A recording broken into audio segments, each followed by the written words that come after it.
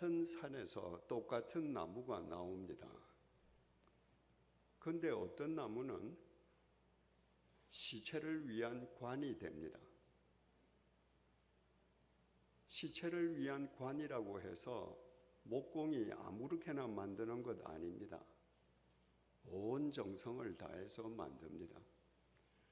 그러나 그렇게 정성을 다해서 만들었지만 그 관은 시체가 그 속에 들어눕는 순간에 땅 속에 매장되어 시체와 함께 썩어 문드러지거나 아니면 화장터 불구덩이 속에서 재가 되어버리고 맙니다. 똑같은 산에서 나온 똑같은 나무인데 어떤 나무는 가구가 됩니다. 그래서 사람들의 삶에 보탬이 되게 합니다. 참 묘하지 않습니까? 똑같은 산의 똑같은 나무인데 시체를 위한 죽음 용품이 되는 나무가 있는가 하면 사람들을 위한 생명 용품이 되는 나무가 있습니다. 똑같은 비단인데요. 죽은 사람 시체를 감싸는 수의가 되는 비단이 있는가 하면 산 사람의 옷이 되는 비단이 있습니다. 비단은 참 만들기 어렵습니다. 누에 고치에서 실을 켜서 그 실을 채색을 해서 완성된 비단 옷감으로 만들기까지는 정성스러운 여러 과정을 거쳐야 합니다. 그런데 시체를 감싸는 죽음 용품이 된 비단은 그 시체와 함께 썩거나 재가 되어버립니다. 그러나 사람 옷이 되는 비단, 생명용품이 된 비단은 그 사람을 이롭게 해줍니다. 여러분 한번 생각을 해보십시오.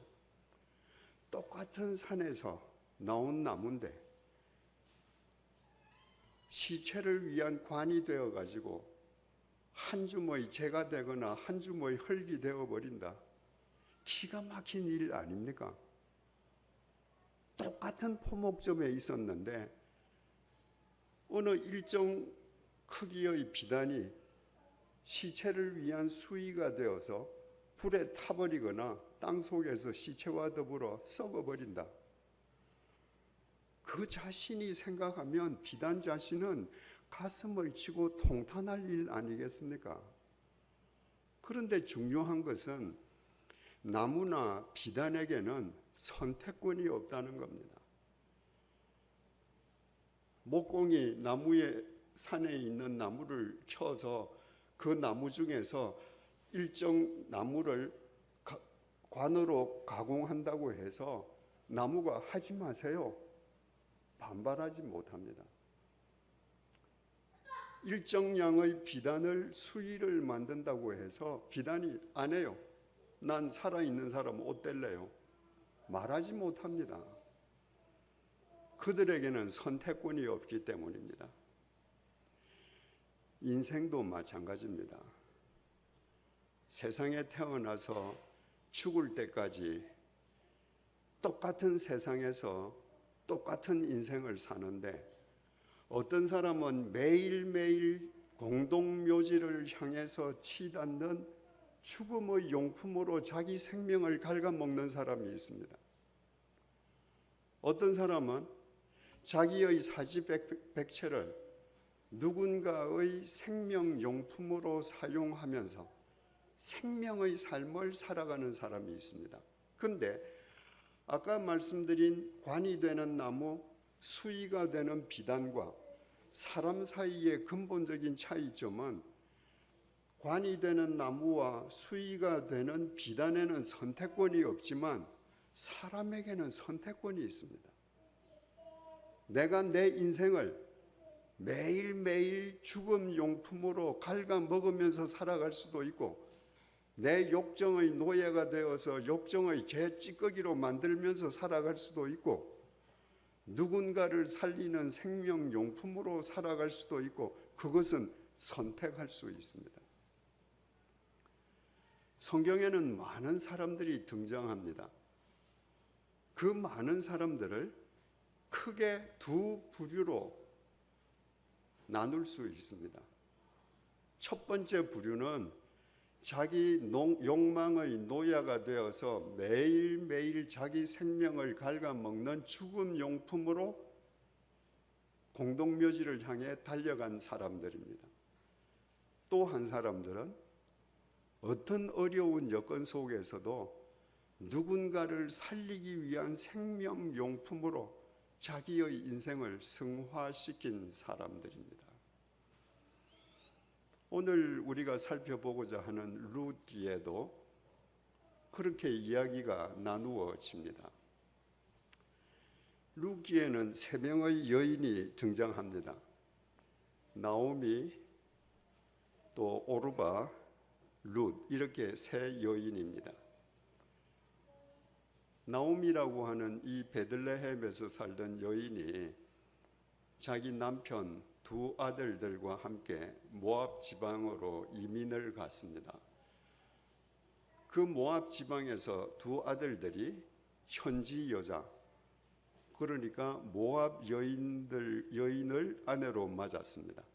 유대인들은 본래 이방 여인을 사람으로 취급하지 않지 않습니까? 그런데 나오미의 큰 아들이 오르바라는 모압 여인, 둘째 아들이 룻이라는 모압 여인과 결혼을 했습니다. 행복했으면 좋겠는데 두 아들들이 결혼하고 나서 10년이 지났을 때 나오미의 남편 두 아들 차례대로 다 죽어버리고 말았습니다. 남은 사람이라고는 여자 3명, 늙은 시어머니 과부, 젊은 며느리 청상 과부 2, 이렇게 여자 3명만 남았습니다. 이 여자 3명의 공통점이 있지 않습니까? 이 여자 3명은 죽음의 터널을 통과했다는 거예요. 이 3명은 모두 남편이 죽는 것을 자기 눈으로 본 사람들이에요. 부부는 한 몸이지 않습니까? 남편이 죽는다는 건 남편만 죽는 것이 아니라 남아있는 아내도 같이 지금 죽음의 터널을 통과한 것입니다. 전도서 7장 4절이 이렇게 증언합니다. 지혜자의 마음은 초상집에 있어도에 우매한 자의 마음은 혼인집에 있느니라. 지혜로운 사람은 초상집을 찾아다닌다는 거예요. 그게 누구의 초상집이냐 상관이 없습니다. 지혜로운 사람은 초상집에 가서 죽은 사람을 보면서 나도 언젠가 저 관 속에 들어누울 거야.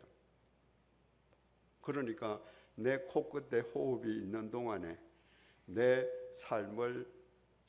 삶의 생명의 용품으로 가꾸어야지 다시 한번 재다짐하고 오는 거예요.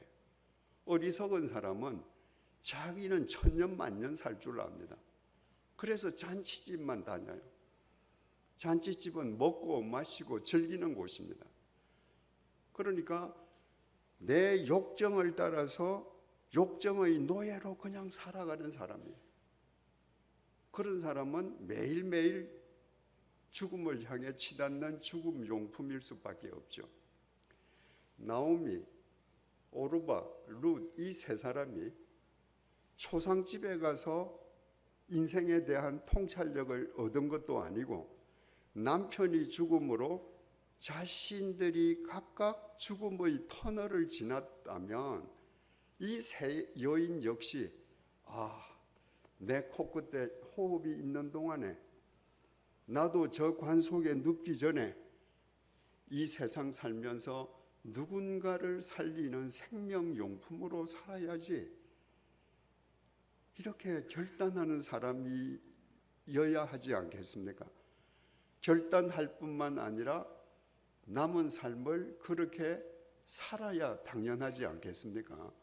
그런데 세 사람 모두 그렇게 산 것이 아니었습니다.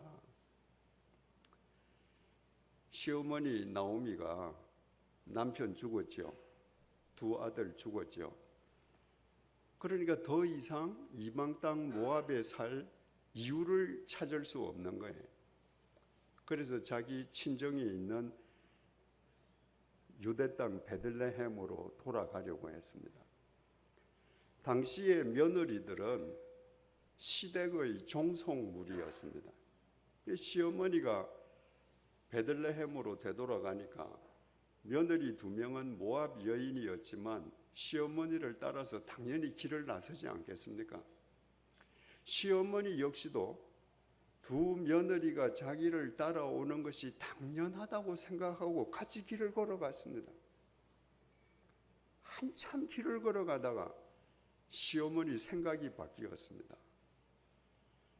저 여인 두 며느리는 앞길이 창창한데 저 모압 며느리 두 명이 나를 따라서 유대 땅에 가면 남은 것은 고생밖에 없는데 내가 저 사람들을 풀어줘야 되겠다.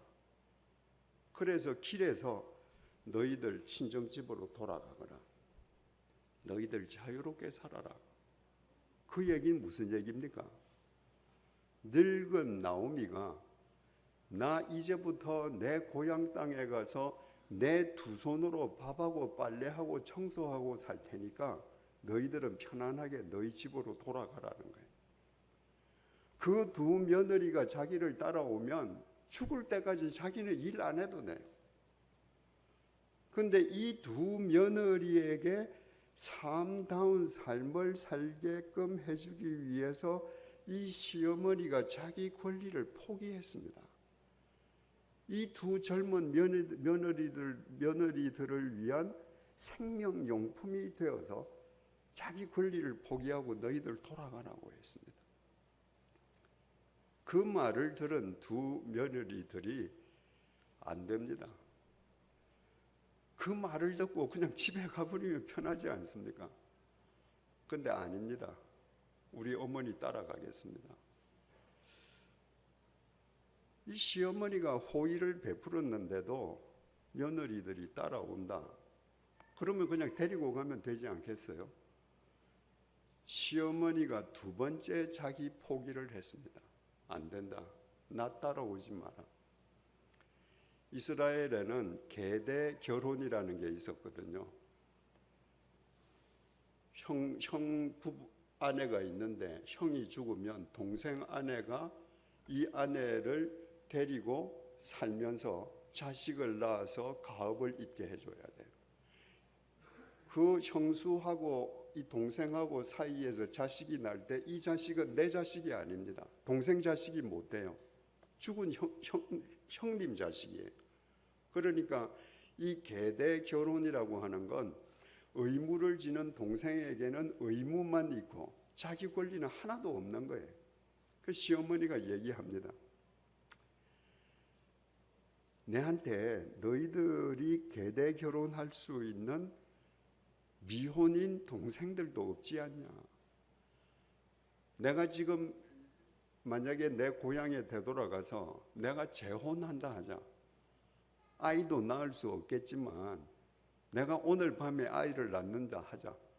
그 아이들이 언제 커서 너희들 책임지겠냐. 돌아가거라. 시어머니가 며느리들을 살리기 위해서 두 번째 자기를 포기한 겁니다. 그랬더니요, 첫째 며느리 오르바는 그렇게 시어머니 따라가겠다고 하다가 시어머니가 두 번째 너희들 집으로 가라 그러니까 예 하고 빠이빠이 하고 갔습니다. 그리고 오르바는 성경에서 사라졌습니다. 그가 모압 땅에서 뭘 하다가 죽었는지 아무도 알지 못합니다. 한 가지 분명한 사실은 자기를 위해서 살다가 모압 땅에서 한 주먹의 흙으로 사라져 버렸다는 거예요. 자기를 위해서 자기 인생길을 쫓아간 그 여인은 자기를 위해서 죽음의 길을 걷는 죽음의 용품에 지나지 않았던 겁니다. 그런데 룻은 달랐습니다. 자기 동서가 가면 자기도 더 명분 있게 집으로 돌아갈 수 있음에도 불구하고 시어머니를 붙쫓았다고 되어 있습니다. 참 이 단어가 기막힌 단어죠. 붙잡았다와 쫓았다가 합쳐진 단어입니다. 시어머니의 옷 소매자락을 붙잡고 쫓아가는 거예요. 왜? 시어머니가 자기를 뿌리치고 갈까 봐. 시어머니가 그래도 세 번째 자기 자신을 포기했습니다. 안 된다, 루사. 너 동서 가잖냐? 너도 친정에 가라. 거기 가서 개가하고 살아라.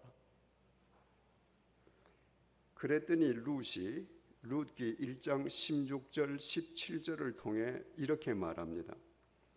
룻이 이르되 내게 어머니를 떠나며 어머니를 따르지 말고 돌아가라 강권하지 마옵소서. 어머니께서 가시는 곳에 나도 가고 어머니께서 머무시는 곳에서 나도 머물겠나이다. 어머니의 백성이 나의 백성이 되고 어머니의 하나님이 나의 하나님이 되시리니 어머니께서 죽으시는 곳에서 나도 죽어 거기 묻힐 것이라. 만일 내가 죽는 일 외에 어머니를 떠나면 여호와께서 내게 벌을 내리시고 더 내리시기를 원하나이다 하는지라. 룻이 지금 시어머니를 쫓겠다고 하는 것은 단순히 인간적인 도리를 다하기 위함이 아니라 하나님을 믿는 믿음 때문이었습니다. 내가 비록 이방 여인이었지만 하나님께서 유대 여인을 나의 시어머니로 붙여주셨어요.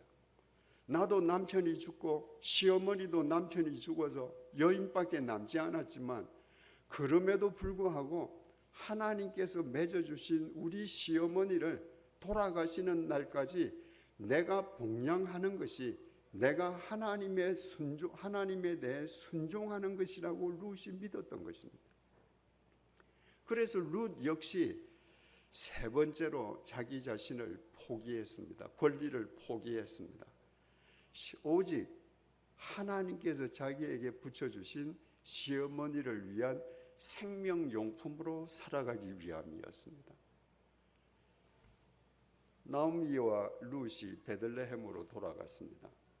나오미는 고향으로 돌아간 것이고 룻은 생전 한 번도 찾아가 본 적이 없는 이방 땅으로 이주한 것입니다. 거기에서 나오미가 그래, 네가 그렇게 지극한 조성으로 나를 따라왔으니까 그러면 나하고 평생 살자.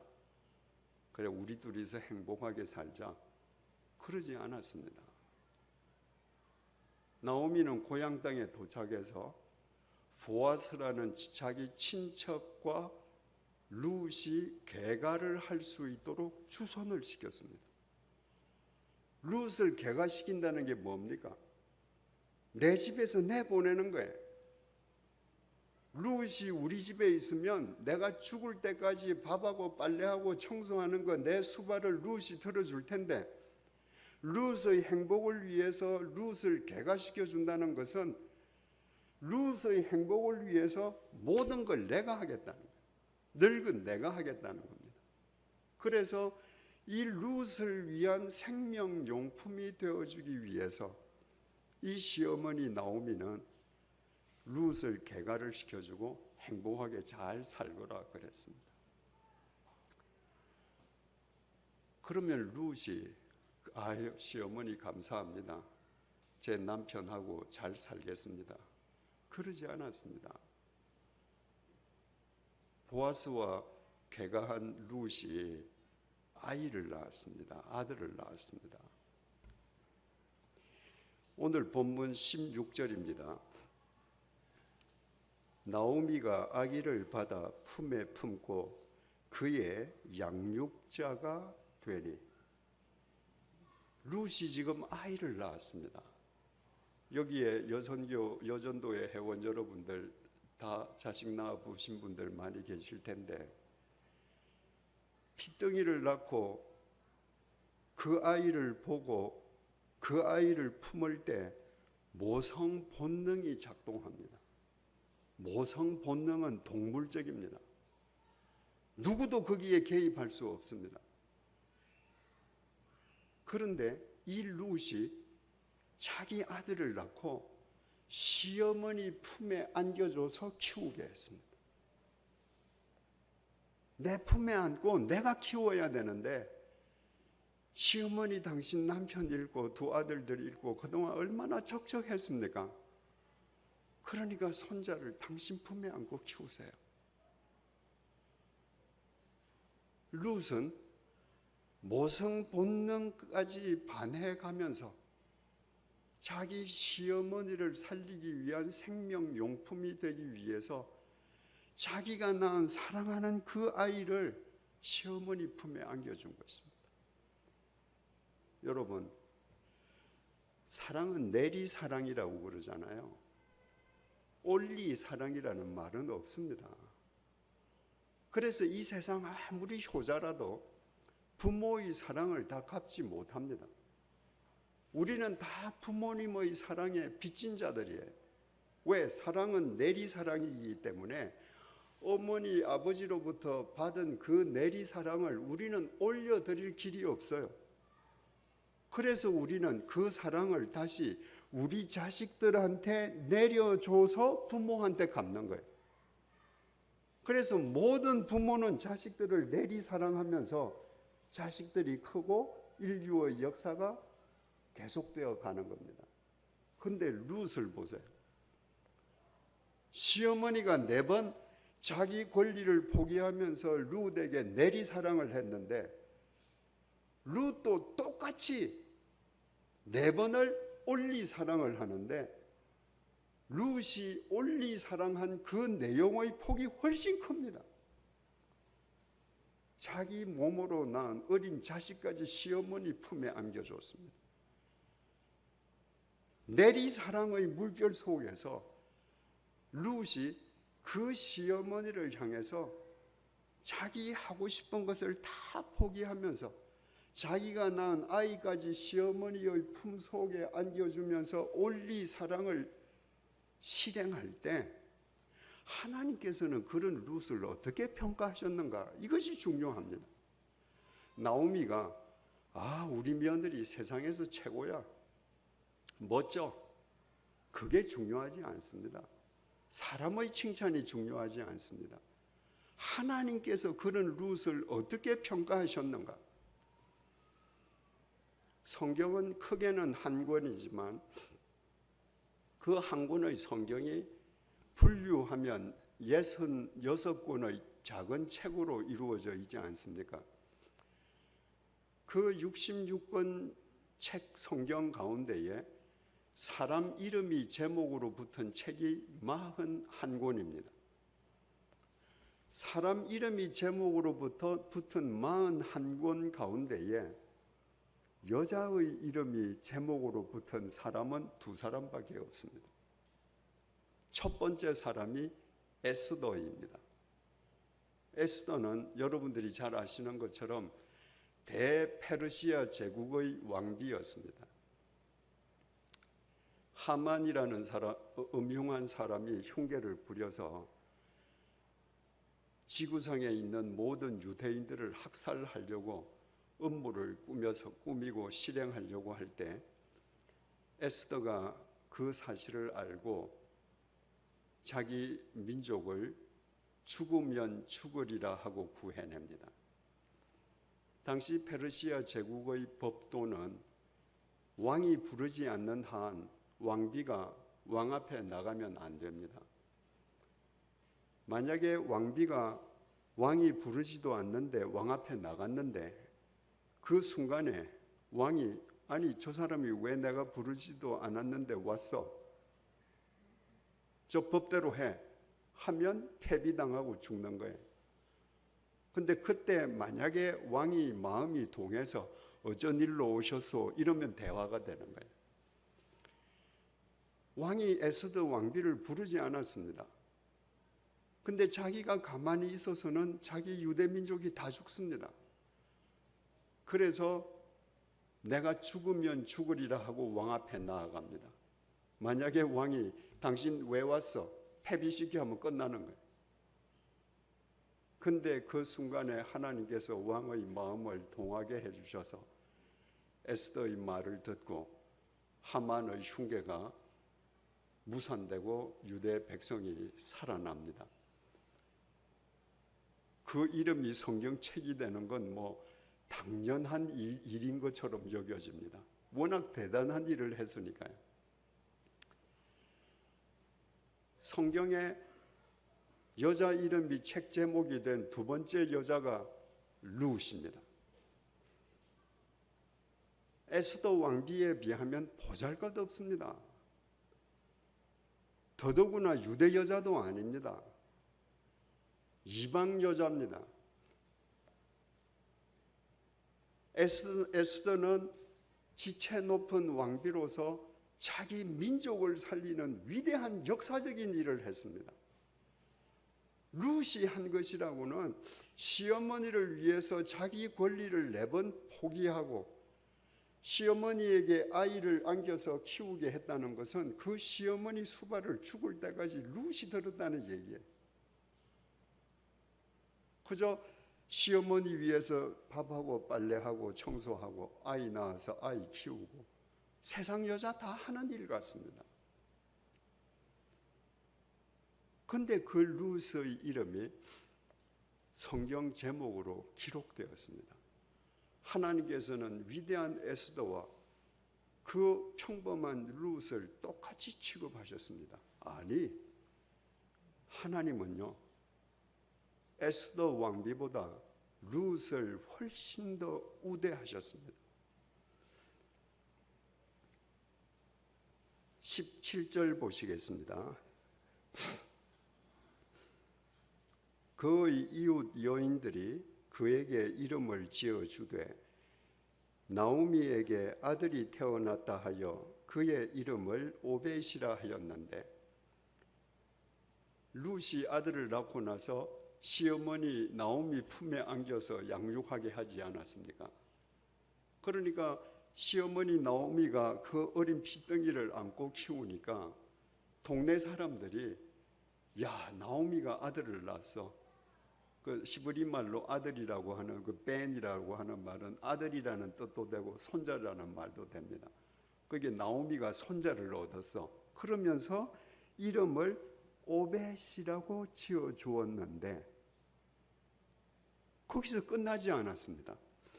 그는 다윗의 아버지인 이새의 아버지였더라. 지금 룻이 낳아서 시어머니 품에 안겨드린 아이는 피덩이 오벳 한 명밖에 없습니다. 그런데 성경은 무엇을 보여주는가? 너희들 한번 들어봐. 이 피덩이가 누군가 하면 말이야, 다윗 있지? 그 다윗의 아버지 이새의 아버지야. 이 피덩이의 손자가 다윗이라는 걸 보여줍니다. 성경은 두 개의 화면을 보여줘요. 룻이 낳은 피덩이를 안고 있는 나오미 품속에 있는 오벳이라는 피덩이 아이, 이 아이를 통해서 이스라엘 역사를 진리의 반석 위에 견고하게 세운 다윗, 화면을 두 개 보여줍니다. 무슨 얘기입니까? 룻이 한 일은 시어머니를 위해서 받은 내리사랑을 그대로 올리사랑으로 되갚은 것밖에 없는 것 같지만, 룻이 한 그 행동을 통해서 이스라엘 역사의 지평이 지금 새로워지고 있다는 거예요. 그 룻이 아니면 다윗은 못 태어납니다. 그 룻으로 인해서 다윗이 태어나고 이스라엘 역사의 지평이 새로워지는 겁니다. 그것으로 그치지 않습니다. 룻기 제일 마지막 단락은 18절에서 22절입니다. 베레스의 계보는 이러하니라. 베레스는 헤스론을 낳고 헤스론은 람을 낳았고 람은 암미나답을 낳았고 암미나답은 나손을 낳았고 나손은 살몬을 낳았고 살몬은 보아스를 낳았고 보아스는 오벳을 낳았고 오벳은 이새를 낳고 이새는 다윗을 낳았더라. 다시 한번 족보를 강조합니다. 룻의 순종으로 지금 태어난 건 오벳이야. 그런데 이 오벳에서 이새가 나고 다윗이 지금 태어나. 하나님을 믿는다면 이걸 봐. 한 여인이 하찮아 보이는 그 삶에 최선을 다해서 순종을 할 때 하나님은 그 여인을 통해 한 나라의 역사의 지평을 새롭게 해주셔. 중요한 것은 룻기 마지막 단락의 이 족보가 바로 예수 그리스도의 족보라는 것입니다. 마태복음 1장 5절에서 6절입니다. 살몬은 라합에게서 보아스를 낳고 보아스는 룻에게서 오벳을 낳고 오벳은 이새를 낳고 이새는 다윗 왕을 낳으니라. 여러분, 에스더 왕비는 성경 한 책 제목이 되었을 뿐입니다. 에스더의 자식이 뭐 했는가 우리 몰라요. 그 위대한 에스더의 이름이 예수 그리스도의 족보에 오르지 못했습니다. 그런데 그 에스더에 비한다면 하찮게 보이는 룻은 자기가 낳은 피덩이와 동시에 그 손자인 다윗을 성경이 보여줄 뿐만 아니라 그리스도의 족보를 통해서도 룻을 영화롭게 해주고 있습니다. 차이가 뭘까요? 에스더가 위대하게 자기 민족을 구원했지만 에스더가 했던 일은 단 1회성이었습니다. 여러분, 우리가 한 번 큰 일을 할 수 있습니다. 사람들은 대단하다고 칭송할지 몰라도 하나님 앞에서는 별거 아닙니다. 하나님께서 칭송하고 평가하는 사람은 어떤 사람인가? 누구에겐가 자기 인생을 생명용품으로 내어놓기 위해서 자기의 모든 권리를 내어놓고 가장 하찮아 보이는 일을 매일 일상으로 살아가는 사람입니다. 그 사람들을 통해서 하나님의 역사가 일어나기 때문입니다. 누가복음 16장 10절 말씀입니다. 지극히 작은 것에 충성된 자는 큰 것에도 충성되고 지극히 작은 것에 불의한 자는 큰 것에도 불의하니라. 여러분, 사람들은 모두 큰 일을 하려고 합니다. 내가 100층에 올라가려고 하면 엘리베이터를 타든지 아니면 계단으로 걸어 올라가든지 1층부터 99층을 거쳐야 100층이 됩니다. 단숨에 한 걸음에 100층 올라가는 길은 없습니다. 그런데 사람들은 마치 한 걸음에 100층에 올라갈 수 있을 것처럼 큰 일을 하려고 합니다. 그래서 작은 일을 놓칩니다. 작은 일에 소홀합니다. 그래서 그런 사람들이 설령 큰 일을 이룬다고 할지라도 하나님이 거주할 공간이 없습니다. 이건 다 내가 한 거예요. 작은 일에 충성하는 사람, 남이 보면 하찮은 일 같은데 그걸 누군가를 위해서 평생을 하는 사람, 그 사람이 큰 일을 할 수 있다. 왜? 그런 성실한 사람을 하나님께서 자기 섭리의 도구로 쓰시거든요. 룻이 한 거, 자기 생애에 시어머니를 위한 생명용품이 되기 위해서 자기 권리를 포기하고 아이 하나 낳은 것밖에 없습니다. 그런데 하나님께서는 그 일상을 매일 살았던 그 룻을 도구로 삼아서 그 아이의 손자가 다윗이 되게 하셨습니다. 작은 일에 충성한 룻을 통해 하나님의 큰 섭리가 이루어지게 한 것입니다. 저는 1998년부터 2001년까지 스위스 제네바에 있는 제네바 한인교회를 섬겼습니다. 그 교회가 가난하고 미자립 교회여서 저한테 봉급을 다 줄 수 없기 때문에 가족들은 서울에 남겨두고 저 혼자 와서 3년만 좀 교회를 보살펴 달라고 했습니다. 그래서 가족들을 두고 저 혼자 가서 3년 동안 그분들을 섬기면서 지금은 제네바 한인교회가 자립교회가 되었습니다. 여러분, 그 조그만 교회에 전도사님이 있겠습니까? 전부 제가 다 하는 거예요. 무슨 뭐 주일 예배, 수요 성경 공부, 구역 공부, 신방 전부 제가 다 하는 겁니다. 근데 만약에 말입니다, 제가 설교하고 성경 공부하는 것만 절대적으로 중요해. 나머지는 하나도 중요하지 않아. 그러면 어떤 일이 벌어질까요? 저는 3년 동안 저 혼자 살았습니다. 저 혼자 밥하고 빨래하고 청소하고 다 저 혼자 해야 돼. 만약에 설교하는 것이 절대적으로 중요하기 때문에 나는 3년 동안 청소 안 할 거야. 나는 3년 동안 빨래 안 할 거야. 나는 3년 동안 밥 안 할 거야. 여러분, 설교가 되겠습니까? 그렇죠. 제가 강단에 서서 설교하기 위해서는 제가 집에서 밥하고 빨래하고 청소하고 다 해야 합니다. 그러면 어떻습니까? 설교하는 것만 절대적으로 중요한가요? 아닙니다.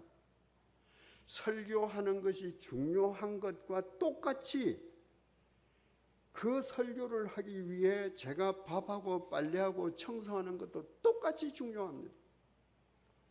제가 서울에 있을 때는 제 처가 해줬습니다. 제가 할 필요가 없었죠. 그러면 제 처는 설교하는 저보다 하찮은 일을 했습니까? 아닙니다. 제 처가 빨래하고 청소하고 밥 안 해줬으면 저는 설교 못합니다.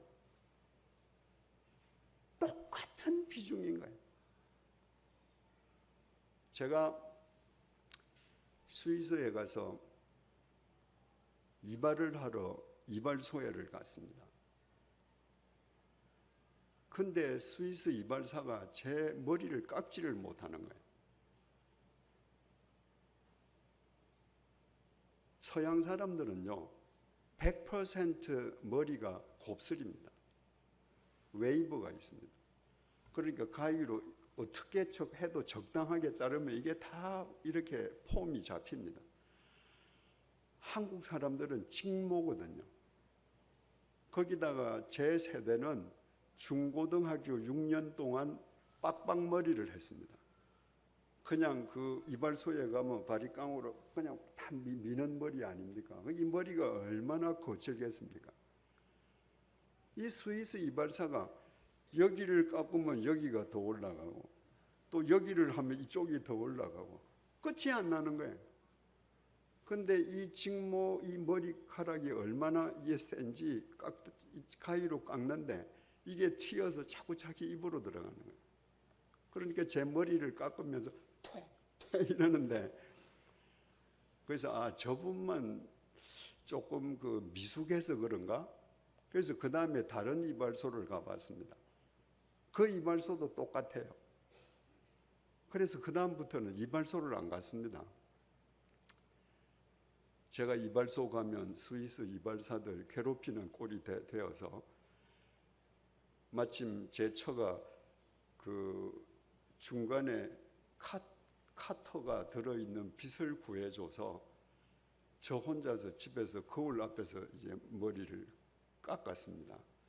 그러다 보니까 어떤 때는 여기가 푹 날아가고 막 여기가 날아가고 교회 가면 성가대원들이 제 옆머리 보고 울기도 하고, 그래서 저는 지금도요, 미장원이든 이발소든 제 머리를 깎는 분에게 머리를 깎는 동안에는 저는 선생님이라 부릅니다. 머리를 깎아주는 분이 없으면 여러분 우리가 어떻게 삽니까? 세상에 중요하지 않은 일이 없습니다. 나는 머리를 깎는데 이건 하찮네. 이건 중요하지 않아.